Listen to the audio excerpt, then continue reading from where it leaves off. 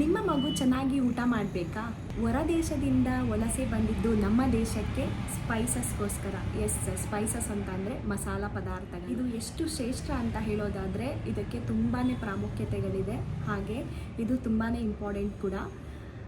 ಅದರಲ್ಲೂ ಎಕ್ಸ್ಪೆಷಲಿ ನಮ್ಮ ದೇಶದಲ್ಲಿ ಒಂದು ಚಿನ್ನ, ಮುತ್ತು, ವಜ್ರ ಅಂತಲೇ ಹೇಳ್ಬೋದು ಈ ಸ್ಪೈಸಸ್ಗಳು, ಹೌದಲ್ವಾ? ಇದು ಎಷ್ಟು ಶ್ರೇಷ್ಠವಾದದ್ದು, ಇದರ ಬಳಕೆ ಎಷ್ಟು ಒಳ್ಳೆಯದು, ಹಾಗೂ ಮಕ್ಕಳಿಗೆ ಯಾವ ಯಾವ ರೀತಿಯಲ್ಲಿ ಸ್ಪೈಸಸ್ನ ಅಂದರೆ ಮಸಾಲೆ ಪದಾರ್ಥಗಳನ್ನು ದಿನನಿತ್ಯ ತಿನ್ನುವಂತಹ ಫುಡ್ನಲ್ಲಿ ನಾವು ಯಾವ ರೀತಿ ಬಳಸೋದು ಅನ್ನೋದ್ರ ಬಗ್ಗೆ ಇವತ್ತು ವಿಡಿಯೋ ಆಗಿರುತ್ತೆ. ದಯವಿಟ್ಟು ಎಲ್ಲರೂ ಕೂಡ ವಾಚ್ ಮಾಡಿ ಅಂತ ನಾನು ರಿಕ್ವೆಸ್ಟ್ ಮಾಡ್ಕೊತೀನಿ. ಖಂಡಿತವಾಗ್ಲೂ ಯಾವ ತಾಯಿಗೆ ತಾನೇ ನನ್ನ ಮಕ್ಕಳು ಚೆನ್ನಾಗಿ ಊಟ ಮಾಡಬೇಕು, ಹೆಲ್ದಿ ಫುಡ್ನ ತಿನ್ನಬೇಕು, ಜಾಸ್ತಿ ಊಟ ಮಾಡಬೇಕು, ಆರೋಗ್ಯವಾಗಿರಬೇಕು, ದಷ್ಟಪುಷ್ಟವಾಗಿರಬೇಕು ಅಂತ ಯಾವ ತಾಯಿಗೆ ತಾನೇ ಇಷ್ಟ ಇರೋದಿಲ್ಲ, ಹೌದಲ್ವಾ? ಎಸ್, ಎಲ್ಲ ಪೇರೆಂಟ್ಸ್ಗಳು, ಎಕ್ಸ್ಪೆಷಲಿ ಎಲ್ಲ ತಾಯಂದಿರು, ಎಲ್ಲ ಪೇರೆಂಟ್ಸು ಕೂಡ ಎಕ್ಸ್ಪೆಕ್ಟೇಷನ್ ಇಟ್ಕೊಂಡಿರೋದು ಮಕ್ಕಳು ಹೊಟ್ಟೆ ತುಂಬ ಊಟ ಮಾಡಬೇಕು, ಚೆನ್ನಾಗಿ ಆರೋಗ್ಯವಾಗಿರಬೇಕು ಅಂತ ಹೇಳಿ. ಅದರಲ್ಲೂ ಈ ಬಬ್ಲಿ ಆಗಿರ್ತಾವಲ್ಲ ಮಕ್ಕಳುಗಳು, ಅವಕ್ಕಂದ್ರೆ ಯಾರಿಗೆ ತಾನೇ ಇಷ್ಟ ಇರೋದಿಲ್ಲ ಹೇಳಿ? ಚೆನ್ನಾಗಿ ಊಟ ಮಾಡಿ ಹೆಲ್ದಿ ಫುಡ್ ತಿಂದಾಗ ಖಂಡಿತವಾಗ್ಲೂ ಮಕ್ಕಳು ಕೂಡ ತುಂಬ ಚೆನ್ನಾಗಿ ಇರ್ತಾರೆ. ಬಟ್ ಕೆಲವು ಮಕ್ಕಳು ಹೇಳೋಕ್ಕಾಗೋದಿಲ್ಲ, ತಂದೆ ತಾಯಿ ಸಣ್ಣ ಇದ್ದರೆ ಮಕ್ಕಳು ಕೂಡ ಸಣ್ಣ ಇರ್ತಾರೆ. ಎಲ್ಲ ಮಕ್ಕಳು ಒಂದೇ ಅಂತಲೂ ಕೂಡ ನಾವು ಕಂಪೇರ್ ಮಾಡೋಕ್ಕಾಗಲ್ಲ, ಹೌದಲ್ವಾ? ಕಂಪ್ಯಾರಿಸಮ್ ಕೂಡ ಮಾಡಬಾರ್ದು ಅಂತ ಹೇಳ್ತಾ, ಎಸ್ ಗೈಸ್, ಮತ್ತು ನಿಮ್ಮ ಮಗು ಚೆನ್ನಾಗಿ ಊಟ ಮಾಡಬೇಕು ಅಂತ ಹೇಳೋದಾದರೆ ನಾನು ಈ ವಿಡಿಯೋಗಳಲ್ಲಿ ಕೆಲವೊಂದು 5 ರೀತಿಯ ಪದಾರ್ಥಗಳನ್ನು ನಾನು ಎಕ್ಸ್ಪ್ಲೈನ್ ಮಾಡ್ತಾ ಇದ್ದೀನಿ. ದಯವಿಟ್ಟು ಎಲ್ಲರೂ ಕೂಡ ವಾಚ್ ಮಾಡಿ ಅಂತ ಹೇಳ್ತಾ, ಎಸ್, ಇವತ್ತಿನ ಟಾಪಿಕ್ ಬಂದು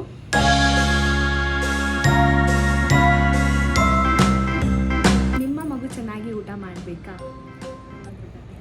hello, welcome to the Kavya YouTube channel. ಎಲ್ಲರೂ ಹೇಗಿದ್ದೀರಾ? ಐ ಹೋಪ್ ಎಲ್ಲರೂ ಕೂಡ ಚೆನ್ನಾಗಿದ್ದೀರಾ ಅಂದ್ಕೊಂಡಿದ್ದೀನಿ. ಹಾಗೆ ನಾನು ಕೂಡ ತುಂಬ ಚೆನ್ನಾಗಿದ್ದೀನಿ ಅಂತ ಹೇಳ್ತಾ, ಎಸ್, ಯಾರೆಲ್ಲ ಕಾವ್ಯ ವ್ಲಾಗ್ಸ್ ವಿತ್ ಬೇಬಿ ಕೇರ್ ಚಾನಲ್ನ ಸಬ್ಸ್ಕ್ರೈಬ್ ಆಗಿಲ್ಲ, ದಯವಿಟ್ಟು ನನ್ನ ಚಾನಲ್ನ ಸಬ್ಸ್ಕ್ರೈಬ್ ಮಾಡ್ಕೊಳ್ಳಿ, ಸಪೋರ್ಟ್ ಮಾಡಿ ಅಂತ ನಾನು ರಿಕ್ವೆಸ್ಟ್ ಮಾಡ್ಕೊತೀನಿ.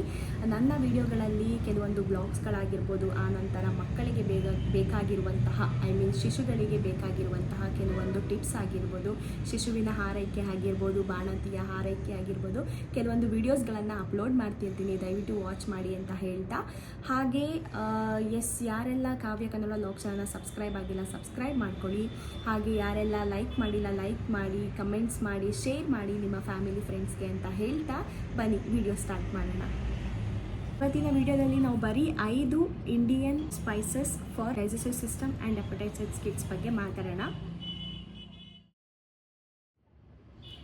5 ಮಸಾಲ ಪದಾರ್ಥಗಳು, ಅದನ್ನು ಹೇಗೆ ಬಳಸ್ಬೋದು, ಯಾವ ರೀತಿ ಬಳಸಬೇಕು, ಅದರಲ್ಲೂ ಎಕ್ಸ್ಪೆಷಲಿ ಮಕ್ಕಳಿಗೆ ಯಾವ ರೀತಿ ನಾವು ಫುಡ್ಡಲ್ಲಿ ಅಂದರೆ ದಿನನಿತ್ಯ ಯೂಸ್ ಮಾಡುವಂತಹ ಫುಡ್ಡಲ್ಲಿ ಯಾವ ರೀತಿ ಮಕ್ಕಳಿಗೆ ಆ್ಯಡ್ ಮಾಡಬೇಕು ಅನ್ನೋದ್ರ ಬಗ್ಗೆ ಡಿಸ್ಕಷನ್ ಮಾಡೋಣ.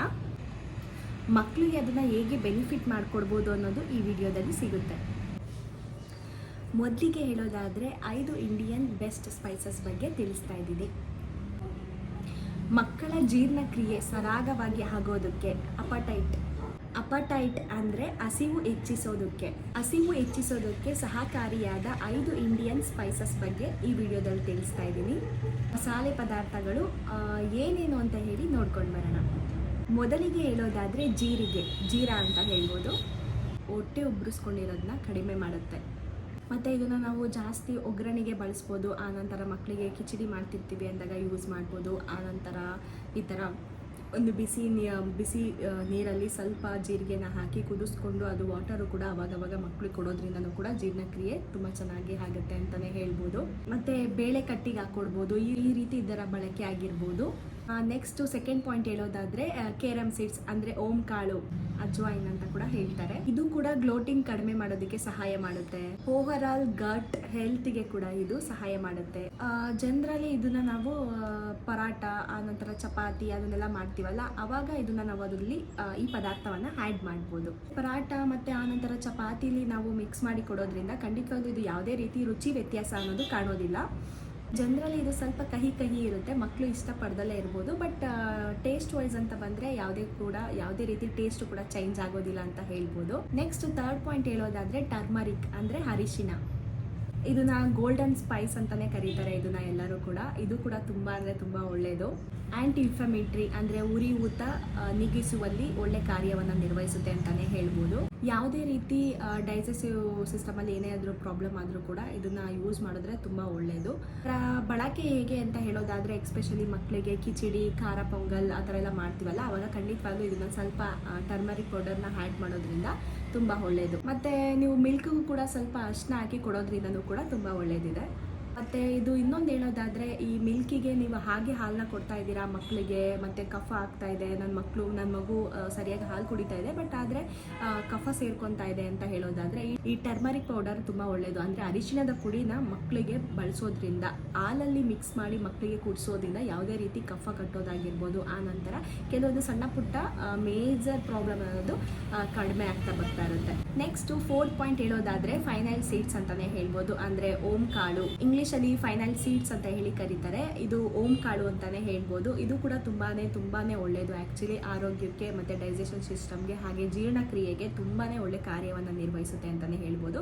ಅಂದರೆ ಇದು ದೊಡ್ಡವ್ರಿಗಾದರೂ ಸರಿ, ಚಿಕ್ಕವ್ರಿಗಾದರೂ ಸರಿ, ತುಂಬ ಒಂದು ಉತ್ತಮವಾದ ಡೈಜೆಷನ್ ಸಿಸ್ಟಮಲ್ಲಿ ಒಂದು ಉತ್ತಮವಾದ ಕಾರ್ಯವನ್ನು ನಿರ್ವಹಿಸುವಲ್ಲಿ ಸಹಕಾರಿಯಾಗಿದೆ. ಇದನ್ನು ನೀವು ಆಲ್ಮೋಸ್ಟ್ ಎಲ್ಲ ನೋಡಿರ್ತೀರಾ, ಊಟ ಆದಮೇಲೂ ಕೂಡ ತಿಂತೀವಿ, ಊಟದ ಮುಂಚೆನೂ ಕೂಡ ತಿಂತೀವಿ. ಮತ್ತು ಬಾಯಲ್ಲಿ ಸ್ಮೆಲ್ ಚೆನ್ನಾಗಿರೋದು ಕೂಡ ತುಂಬಾ ಸಹಾಯ ಮಾಡುತ್ತೆ, ಮತ್ತು ಆರೋಗ್ಯಕ್ಕೂ ಕೂಡ ತುಂಬ ಒಳ್ಳೆಯದು, ಮತ್ತು ಜೀರ್ಣಕ್ರಿಯೆಯೂ ಕೂಡ ತುಂಬ ಚೆನ್ನಾಗಿ ಆಗುತ್ತೆ ಅಂತಲೇ ಹೇಳ್ಬೋದು. ಇದನ್ನ ನಾವು ಬಾತ್ ಮಾಡಬೇಕಾದ್ರೂ ಕೂಡ ಯೂಸ್ ಮಾಡ್ತೀವಿ. ಅಂದರೆ ಮನೆಯಲ್ಲಿ ಟಿಫನ್ ಮಾಡಬೇಕಾದ್ರೆ ಏನಾದರೂ ಬಾತ್ ಪ್ರಿಪೇರ್ ಮಾಡ್ತೀವಿ ಅಂದಾಗಲೂ ಕೂಡ ಯೂಸ್ ಮಾಡ್ತೀವಿ. ಮತ್ತು ಇನ್ನೊಂದು ಹೇಳೋದಾದರೆ, ಮಕ್ಕಳಿಗೆ ಸ್ವಲ್ಪ ಬಿಸಿನೀರಲ್ಲಿ ಇದನ್ನು ಕುದಿಸ್ಬಿಟ್ಟು ಸಿಪ್ ಬೈ ಸಿಪ್ಪು ಕೊಡೋದ್ರಿಂದನೂ ಕೂಡ ತುಂಬ ಒಳ್ಳೆಯದಿದೆ. ಜೀರ್ಣಕ್ರಿಯೆಯೂ ಕೂಡ ತುಂಬ ಚೆನ್ನಾಗಾಗುತ್ತೆ ಅಂತಲೇ ಹೇಳ್ಬೋದು. ಮತ್ತು ಹೊಟ್ಟೆ ನೋವಿರುವಂತಹ ಮಕ್ಕಳಿಗೂ ಕೂಡ ತುಂಬ ಒಳ್ಳೆಯದು. ಕ್ರಮೇಣ ಏನಾಗುತ್ತೆ, ಹೊಟ್ಟೆ ಉಬ್ಬರ ಅಂಥದ್ದೇನಾದರೂ ಇದ್ದರೆ ಖಂಡಿತವಾಗ್ಲೂ ಕ್ರಮೇಣ ಕಡಿಮೆ ಆಗ್ತಾ ಬರ್ತಾ ಇರುತ್ತೆ. ಹಾಗೆ ಹೊಟ್ಟೆ ಉಬ್ಬರನೂ ಕೂಡ ಈಸಿಯಾಗಿ ರಿಲೀಫ್ ಆಗುತ್ತೆ ಅಂತಲೇ ಹೇಳ್ಬೋದು. ನೆಕ್ಸ್ಟು 5th ಪಾಯಿಂಟ್ ಹೇಳೋದಾದರೆ ಏಲಕ್ಕಿ. ಏಲಕ್ಕಿ ಅಂದರೆ ಯಾರಿಗೆ ತಾನೇ ಗೊತ್ತಿರೋದಿಲ್ಲ ಹೇಳಿ, ಅದರಲ್ಲೂ ನಮ್ಮ ರಾಜಗಳ ರಾಜ ಅಂತಲೇ ಹೇಳ್ಬೋದು. ಸ್ಮೆಲ್ಲಲ್ಲಿ ಏನೇ ಒಂದು ಸ್ವೀಟ್ನ ನಾವು ಮಾಡಬೇಕು ಅಂತ ಅಂದರೂ ಕೂಡ ಮನೇಲಿ ಏಲಕ್ಕಿ ಅನ್ನೋದನ್ನ ಯೂಸ್ ಮಾಡ್ತೀವಿ. ಮತ್ತು ಅದು ಆರೋಗ್ಯಕ್ಕೂ ಕೂಡ ತುಂಬ ಒಳ್ಳೆಯದು, ಹಾಗೆ ಸ್ಮೆಲ್ಲು ಕೂಡ ತುಂಬ ಚೆನ್ನಾಗಿರುತ್ತೆ ಅಂತ ಹೇಳ್ತೀನಿ. ಹಾಗೆ ಏನಂತ ಅಂದರೆ, ಇದನ್ನ ಮಕ್ಕಳಿಗೆ ಯಾವ ರೀತಿ ನೀವು ಫುಡ್ಡಲ್ಲಿ ಆ್ಯಡ್ ಮಾಡ್ತೀರಾ ಅಂತ ಹೇಳೋದಾದರೆ, ಮಕ್ಕಳಿಗೆ ಜ್ಯೂಸ್ ಮಾಡಿ ಕೂಡ ಕೊಡ್ಬೋದು. ಇದಕ್ಕೆ ನಿಂಬೆಹಣ್ಣು, ಆನಂತರ ಸ್ವಲ್ಪ ಬೆಲ್ಲ ಬೇಕಾದರೆ ಆ್ಯಡ್ ಮಾಡ್ಕೋಬೋದು. ಬಟ್ ತೀರಾ ಚಿಕ್ಕ ಮಕ್ಕಳಿಗಾದರೆ ಸಕ್ಕರೆ ಯೂಸ್ ಮಾಡುವಂಥ ಅವಶ್ಯಕತೆ ಇಲ್ಲ.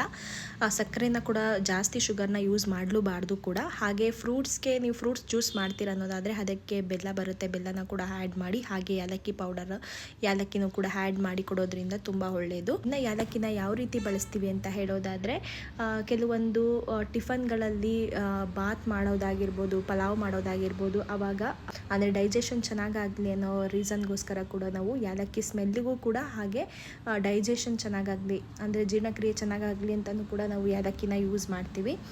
ನೋಡಿದ್ರಲ್ಲ ಗೈಸ್, ಇವತ್ತಿನ ವಿಡಿಯೋದಲ್ಲಿ ಮಸಾಲೆ ಪದಾರ್ಥಗಳು ಅಂದರೆ ಸ್ಪೈಸಸ್ನ ಯಾವ ರೀತಿ ದಿನನಿತ್ಯ ಉಪಯೋಗಿಸುವಂಥ ಆಹಾರದಲ್ಲಿ ಯಾವ ರೀತಿ ಬಳಸೋದು ಅಂತ ಹೇಳಿ. ಖಂಡಿತವಾಗ್ಲೂ ಈ ವಿಡಿಯೋ ಎಲ್ಲರಿಗೂ ಕೂಡ ಯೂಸ್ಫುಲ್ ಆಗಿದೆ ಅಂತ ಹೇಳಕ್ಕೆ ಇಷ್ಟಪಡ್ತೀನಿ. ದೊಡ್ಡವ್ರಿಗಾಗಿರ್ಬೋದು, ಚಿಕ್ಕವ್ರಿಗಾಗಿರ್ಬೋದು, ಜೀರ್ಣಕ್ರಿಯೆ ಸಮಸ್ಯೆ ಇದ್ದಾಗ ಕೆಲವೊಂದು ಸ್ಪೈಸಸ್ಗಳನ್ನು ದಿನನಿತ್ಯ ಆಹಾರದಲ್ಲಿ ಬಳಸೋದ್ರಿಂದ ತುಂಬ ಒಳ್ಳೆಯದು. ಎಕ್ಸ್ಪೆಷಲಿ ಚಿಕ್ಕ ಮಕ್ಕಳಿರುವಂತಹ ಮನೆಗಳಲ್ಲಿ ಅವಾಗವಾಗ ಈ ಥರ ಸ್ಪೈಸಸ್ನ ಮಕ್ಕಳಿಗೆ ಇಂಟ್ರೊಡ್ಯೂಸ್ ಮಾಡೋದ್ರಿಂದ ಆರೋಗ್ಯಕ್ಕೂ ತುಂಬ ಒಳ್ಳೆಯದು, ಹಾಗೆ ಜೀರ್ಣಕ್ರಿಯೆ ಕೂಡ ತುಂಬ ಚೆನ್ನಾಗಾಗುತ್ತೆ ಅಂತ ಹೇಳ್ತಾ, ಆಗೋದು, ಹೊಟ್ಟೆ ಊದ್ಕೊಳ್ಳೋದು, ಆನಂತರ ಅಜೀರ್ಣ ಸಮಸ್ಯೆ ಆಗೋದು ಅದೆಲ್ಲ ಆಗ್ತಾ ಇರುತ್ತೆ ಅಂದಾಗ ಕೆಲವೊಂದು ಟೈಮು ಈ ಥರ ಮಸಾಲೆ ಪದಾರ್ಥಗಳನ್ನ ಮನೆಯಲ್ಲಿ ಬಳಸೋದ್ರಿಂದ, ಅಂದರೆ ದಿನನಿತ್ಯದ ಫುಡ್ಡಲ್ಲಿ ಬಳಸೋದ್ರಿಂದ ತುಂಬ ಉಪಯುಕ್ತವಾಗಿರುತ್ತದೆ. ನೋಡಿದ್ರಲ್ಲ ಗೈಸ್, ಯಾರಿಗೆಲ್ಲ ಈ ವಿಡಿಯೋ ಇಷ್ಟ ಆಗಿದ್ದಲ್ಲಿ ದಯವಿಟ್ಟು ಲೈಕ್ ಮಾಡಿ, ಕಮೆಂಟ್ಸ್ ಮಾಡಿ, ಶೇರ್ ಮಾಡಿ ನಿಮ್ಮ ಫ್ಯಾಮಿಲಿ ಫ್ರೆಂಡ್ಸ್ಗೆ ಅಂತ ಹೇಳ್ತಾ, ಯಾರೆಲ್ಲ ವಿಡಿಯೋ ವಾಚ್ ಮಾಡಿದ್ದೀರಾ thank you for watching all ಅಂತ ಹೇಳಿ, ಇನ್ನು ಹೆಚ್ಚಿನ ಮಾಹಿತಿ ಜೊತೆ ನಾನು ನೆಕ್ಸ್ಟ್ ವಿಡಿಯೋದಲ್ಲಿ ಸಿಗ್ತೀನಿ. ಬಾಯ್, ಟೇಕ್ ಕೇರ್ ಆಲ್.